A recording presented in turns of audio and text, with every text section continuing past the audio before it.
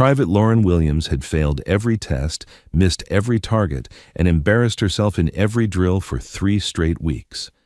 Her drill sergeant was filling out discharge papers when SEAL Commander Patterson arrived for a routine inspection. "That recruit won't make it through another week," the sergeant warned. Harper watched Lauren struggle through another failed weapons exercise, then walked over and handed her a folded piece of paper. "Private, you have new orders. Report to the tactical range in full combat gear." Lauren looked at the paper and saw something that made her hands stop shaking for the first time since boot camp began. The Marine Corps Recruit Depot at Parris Island, South Carolina, had broken stronger people than Private Lauren Williams. 3 weeks into the most grueling training program in the American military, Lauren was drowning in a sea of failure that seemed to deepen with every sunrise. Her drill instructor, Staff Sergeant Patterson, had seen thousands of recruits pass through these gates. Some succeeded spectacularly, some failed honorably, and some, like Lauren Williams, seemed destined for neither glory nor dignity. "Williams!" Patterson's voice cracked across the training ground like a whip. "Front and center!" Lauren jogged forward, her uniform already soaked with sweat despite the early morning hour. Her rifle felt foreign in her hands, her movements awkward and uncertain. Around her, the other recruits moved with increasing precision and confidence, while she remained trapped in a cycle of mistakes and corrections that seemed impossible to break. "Williams, explain to me how someone graduates high school with honors and can't figure out how to field strip an M16. "No excuse, sir," Lauren replied, the standard response that had become her most frequently used phrase. "No excuse is right. You failed weapons qualification 3 times. You can't hit the broadside of a barn from 10 feet away. Your physical fitness scores are below minimum standards. Your tactical knowledge is non-existent." Patterson paused, studying her with the kind of analytical stare that could strip paint. "Tell me, Williams, why exactly are you here?" Lauren stood at attention, staring straight ahead. The honest answer was that she didn't know anymore. 3 weeks ago, she'd been certain that military service was her calling. She'd scored high on the ASVAB, impressed her recruiter, and arrived at Parris Island with dreams of serving her country with distinction. Now she was the platoon joke. "I want to serve my country, sir." "Want doesn't qualify you to carry a weapon in defense of American lives, Williams. Competence does. And right now, you're showing me none." The morning continued with another round of weapons training that Lauren approached with the same result she'd achieved every previous day. Her shots scattered across the target like confetti, missing the scoring zones entirely. Her weapon handling was clumsy, her stance unstable, her breathing erratic. By noon, Patterson had seen enough. "Williams, report to the company office after chow. Bring your gear." Every recruit knew what that meant. Lauren was being processed out, sent home with a failure classification that would follow her for the rest of her life. She joined the Marines to prove herself capable of something meaningful, and instead, she was proving herself incapable of anything at all. As she sat in the chow hall, picking at food she couldn't taste, Lauren wondered what she would tell her family. Her father, a Vietnam veteran who'd never quite hidden his disappointment that none of his children had followed his military path. Her mother, who'd been so proud when Lauren enlisted. Her younger sister, who'd looked up to her for the first time in her life when she'd announced her intention to become a Marine. Now she would return home as living proof that wanting something wasn't enough. "Williams?" Lauren looked up to see a man she didn't recognize approaching her table. He wore combat fatigues with no visible rank insignia, but something about his bearing suggested authority that went beyond anything she'd encountered at Parris Island. "You're Williams?" "Yes, sir." "I'm Commander Harper. I need you to come with me." Lauren glanced around the chow hall, looking for guidance from her fellow recruits or any familiar face. Finding none, she stood and followed the mysterious commander outside. Harper led her to a building she'd never entered, past security checkpoints that required clearances she didn't possess. Finally, they arrived at a small office that looked more like a college professor's study than a military workspace. "Sit down, Williams." Lauren remained at attention. "Sir, I prefer to stand." "That wasn't a request."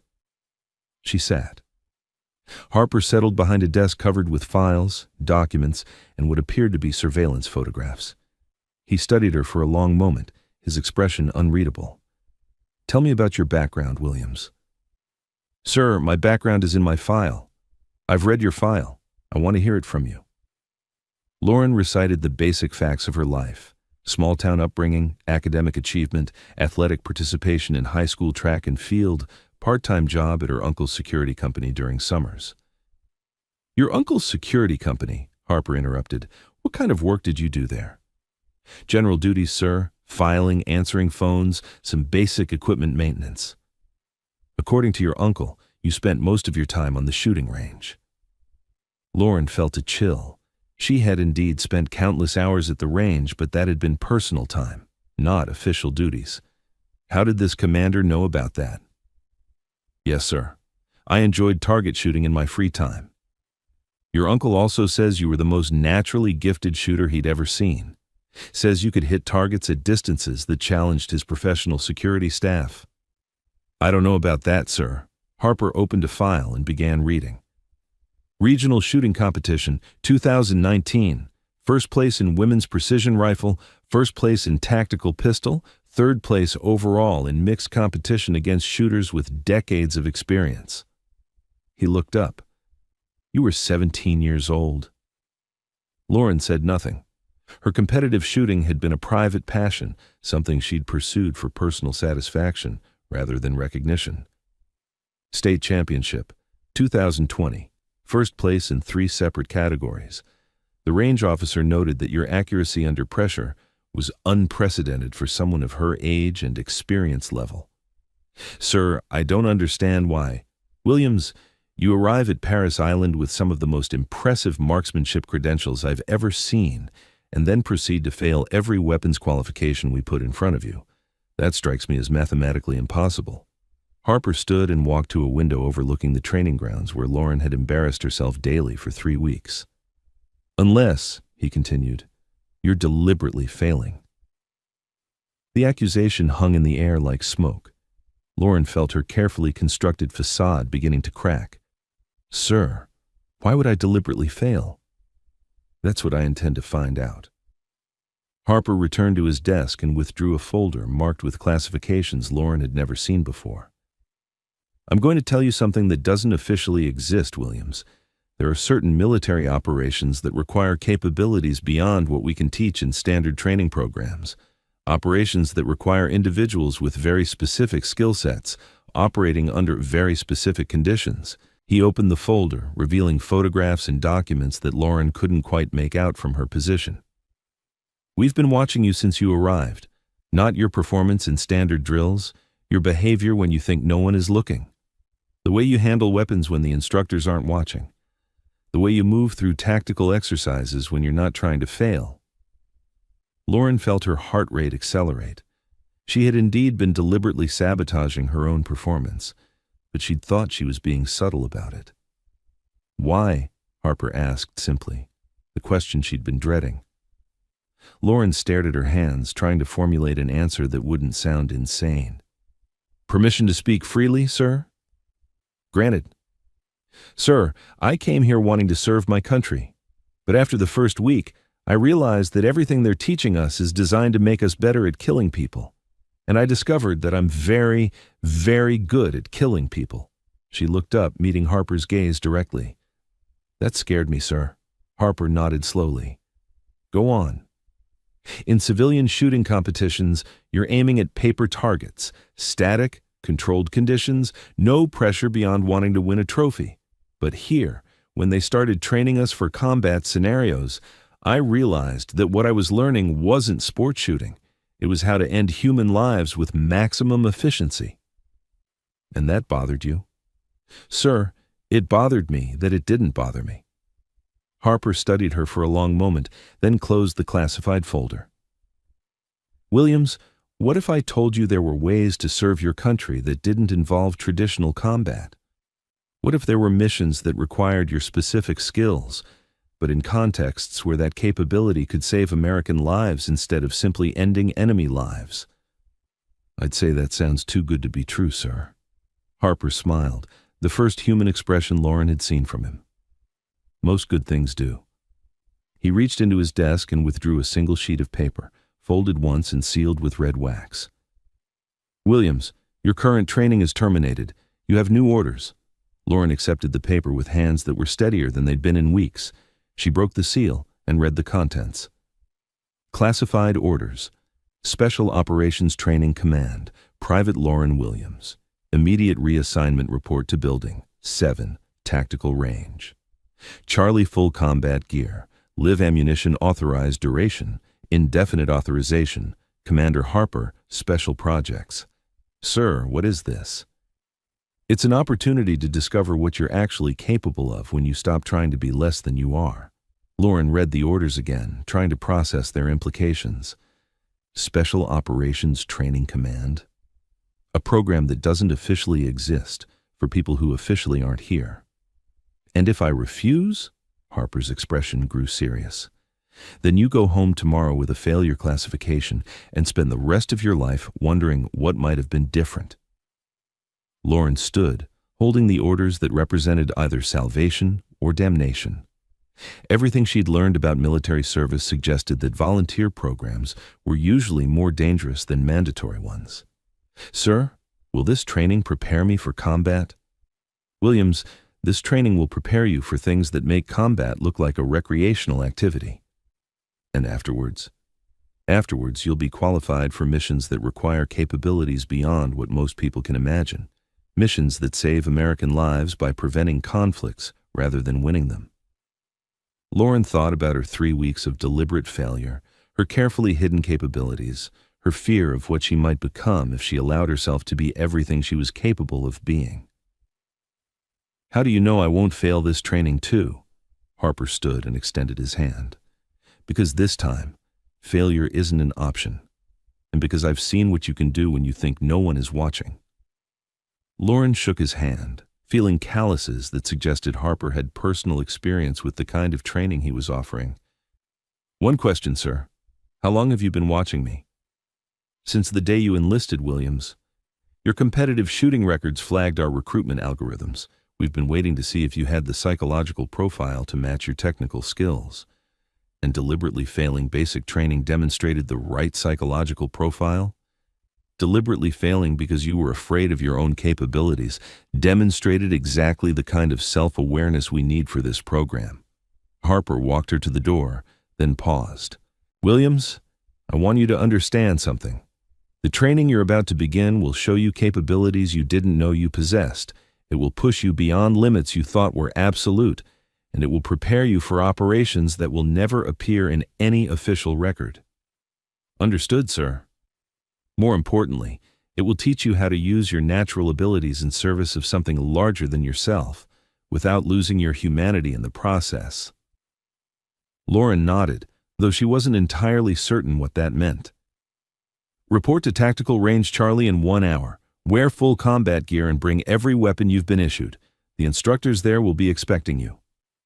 "Yes, sir." "And Williams?" "Sir? Stop trying to be less than you are. Your country needs what you're capable of becoming." Lauren left the building carrying orders that would transform her from a failed recruit into something she couldn't yet comprehend. As she walked across the base toward her barracks, she felt the weight of expectations and possibilities that had been absent for 3 weeks. For the first time since arriving at Paris Island, she wasn't afraid of what tomorrow would bring. An hour later, Lauren stood at the entrance to Tactical Range Charlie, a facility she'd never seen before, despite 3 weeks on base. The building looked innocuous from the outside, standard military architecture with no distinguishing features. Inside was a different world entirely. The range stretched farther than any she'd ever used, with targets at distances marked up to 1,500 meters. The equipment was more sophisticated than anything she'd encountered in basic training, and the few personnel she could see moved with the kind of fluid precision that marked true professionals. Private Williams. Lauren turned to see a woman approaching, tall, athletic, with the kind of bearing that suggested extensive combat experience. Her uniform bore no rank insignia, but her authority was unmistakable. "I'm your primary instructor. You can call me Rachel." "Ma'am, should I be at attention?" Rachel smiled. Williams, you're not in basic training anymore. Here you'll be judged on performance, not protocol. Rachel led her to a weapons table that held equipment Lauren had only seen in specialized magazines, precision rifles, advanced optics, and ammunition types she couldn't identify. Commander Harper tells me you've been hiding your capabilities. Yes, ma'am. Today we find out exactly what you've been hiding. The next 4 hours redefined Lauren's understanding of her own abilities. Under Rachel's guidance, she engaged targets at distances she'd never attempted, under conditions designed to simulate the stress and complexity of real-world operations. She didn't miss a single shot. More than accuracy, Rachel tested her tactical thinking, her ability to adapt to changing scenarios, her psychological response to pressure that would break most people. Lauren found herself operating at levels she'd never imagined possible. During one particularly challenging exercise, Rachel had Lauren engage multiple moving targets while navigating obstacles under simulated fire. The scenario was designed to overwhelm even experienced operators, but Lauren moved through it with an intuitive understanding of timing, positioning, and priority targeting that impressed even the veteran instructors observing from the control booth. Another exercise tested her ability to make split-second decisions under moral pressure. Rachel created scenarios where Lauren had to identify legitimate targets while protecting civilians in complex, rapidly changing situations. The psychological stress was intense, but Lauren found herself making correct decisions with a speed and accuracy that surprised even her. "Outstanding," Rachel said as they concluded the evaluation. "Harper was right about you." "Ma'am, what happens now?" "Now you begin the real training. What you've shown me today is raw talent. We're going to teach you how to apply that talent in service of operations that protect American interests without anyone ever knowing you were there." Lauren cleaned her weapons with the same meticulous attention she'd applied to everything else that day. For the first time in weeks, she felt like she was exactly where she belonged. "Rachel, can I ask you something?" "Shoot." "How many people know about this program?" Rachel paused in her equipment check. "As few as possible, Williams. The people we train here operate in shadows, accomplish missions that never happened, and protect American lives by preventing conflicts rather than winning them. And we never get recognition for it."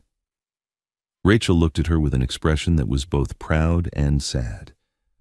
"Lauren, the best operations are the ones no one ever knows needed to happen. The greatest victories are the ones where no one realizes there was ever a battle." As they secured the weapons and equipment, Rachel continued her explanation. "The work we do here prepares operators for scenarios where traditional military approaches would create international incidents or escalate situations beyond control. We prevent wars by eliminating specific threats before they can develop into larger conflicts. And that requires people who can operate completely outside official channels. It requires people who understand that sometimes the most patriotic thing you can do is ensure your service never appears in any history book." Rachel walked Lauren through the facility's advanced training areas, rooms designed to simulate every conceivable operational environment, from urban warfare scenarios to long-range precision engagements in hostile territory. Each training space was equipped with technology that could replicate the stress, chaos, and split-second decision-making required for real-world missions. "The psychological preparation is as important as the technical training," Rachel explained as they passed a room where other trainees were engaged in complex simulations. "We're not just teaching you to shoot accurately, we're teaching you to make impossible decisions under impossible pressure while maintaining the moral clarity that separates operators from assassins." Lauren watched through reinforced glass as a male trainee navigated a hostage rescue scenario that seemed to change parameters every few seconds. The man moved with lethal efficiency, while somehow managing to protect civilians who kept appearing in unexpected locations. "How long does this training last?" "As long as it takes," Rachel replied. "Some people complete the program in 6 months, others need 2 years. A few exceptional individuals have required only 8 weeks to reach operational status." "And if someone never reaches operational status, Rachel's expression grew serious. Then they receive a new identity and assignment to a position where their partial training can be useful without compromising security. Everyone who enters this program serves their country, Williams, just not always in the way they originally expected. Rachel showed her additional facilities: a medical training center where operators learned advanced battlefield medicine, a communications lab where they studied encryption and counter-surveillance techniques, and a psychological conditioning center where they learned to maintain cover identities under extreme stress. "We're not just creating superior soldiers," Rachel explained. "We're creating invisible guardians who can operate in any environment, assume any identity, and complete missions that require both lethal precision and absolute discretion." They passed through a section dedicated to language training, where operatives learn to speak multiple languages with native fluency, and a cultural immersion area where they studied the customs, behaviors, and social dynamics of different regions around the world. "The modern battlefield isn't just about superior firepower," Rachel continued. "It's about understanding people, cultures, and the subtle dynamics that can turn a potential conflict into a peaceful resolution, or prevent a crisis from ever developing in the first place."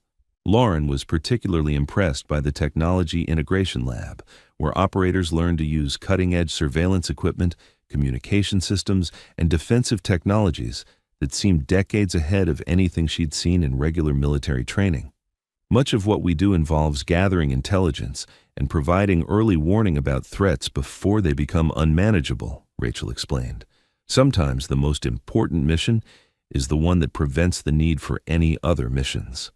That evening, Lauren sat in her new quarters: private room, advanced communication equipment, access to resources she'd never expected.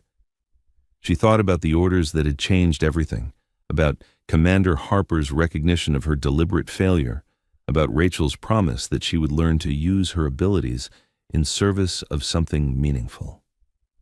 3 weeks ago, she'd been afraid of what she might become. Tonight, she was eager to find out. The next morning brought advanced training that would prepare her for missions that officially didn't exist, conducted by operators who officially weren't there, in defense of American interests that officially couldn't be protected by conventional means.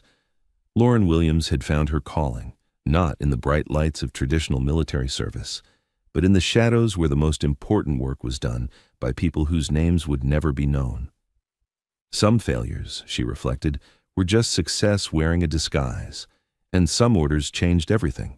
The specialized training program would push her beyond every limit she thought existed, teaching her skills that bridged the gap between soldier and something altogether more precise. She would learn to operate in the spaces between nations, in the moments before conflicts erupted, in the silence where whispered orders could prevent wars. Most importantly, she would discover that her fear of her own capabilities hadn't been weakness. It had been wisdom, preparing her for responsibilities that required both lethal precision and unwavering moral clarity. In the days that followed, Lauren would learn that the orders Commander Harper had given her weren't just a second chance. They were an invitation to join an invisible war being fought by people who understood that the greatest victories were the ones that prevented defeat from ever becoming possible. And in that understanding, she would find not just purpose, but peace with the lethal gifts that had once terrified her into deliberate failure. The program would transform her from someone afraid of her own capabilities into someone who wielded those capabilities with surgical precision in service of missions that protected innocent lives while never seeking recognition for the sacrifices made in shadows.